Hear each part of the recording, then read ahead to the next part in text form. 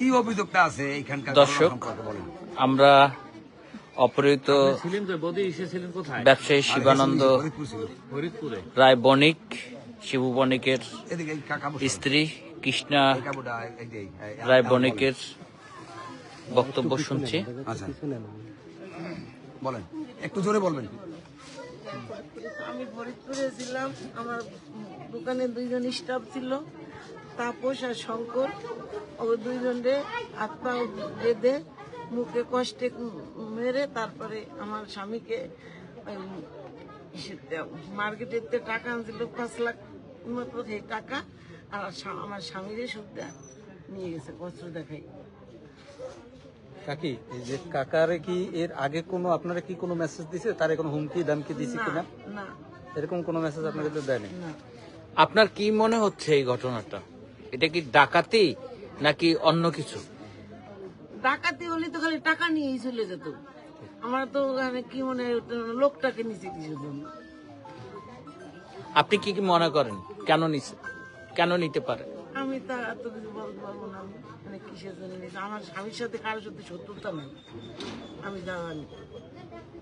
সে তার বয়স এখন 76 বছর। সে দোকানে যায় অসুস্থ, বাসায় তো আসে আর দোকানে যায় এই পিছনে।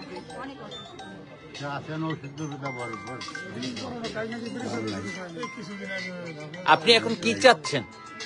আমি এখন মূল্য আমার স্বামীকে ফেরত চাই। আপনি এ বিষয়টা নিয়ে পুলিশের কোনো কর্তা ব্যক্তির সাথে কথা বলেছেন বা তারা আপনার সাথে কোনো কথা বলেছেন? আজকে বলা হয়েছে। প্রশাসনের লোকজন আপনাদের কি কোনো আশ্বস্ত করছেন? তারা বলছেন যে তারা বিষয়টা তারা দেখবে।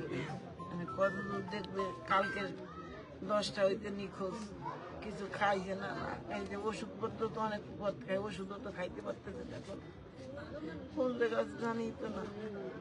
কেউ কি আপনাদেরকে কোনো ফোন দিছে যে এরকম আছে, আমাদের কাছে আছে, বা কোনো মুক্তিপণ দাবি টাবি করছে? না, ফোন নম্বর কতগুলো দিয়ে রাখছি আমরা র্যাপের কাছে, ইসের কাছে, কিন্তু কোনো ফোন আসেনি।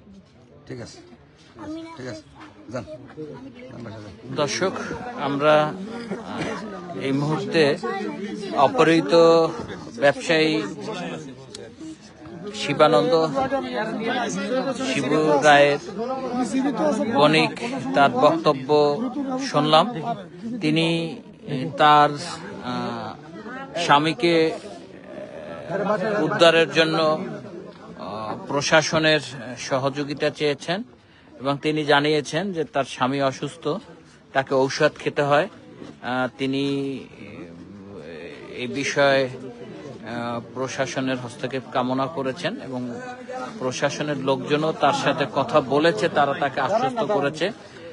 আমরা সেই পর্যন্ত অপেক্ষা করি। এ ছিল আমার কাছে সর্বশেষ মেসেজ। এরপর কোনো মেসেজ থাকলে আমি আপনাদেরকে জানিয়ে দেব।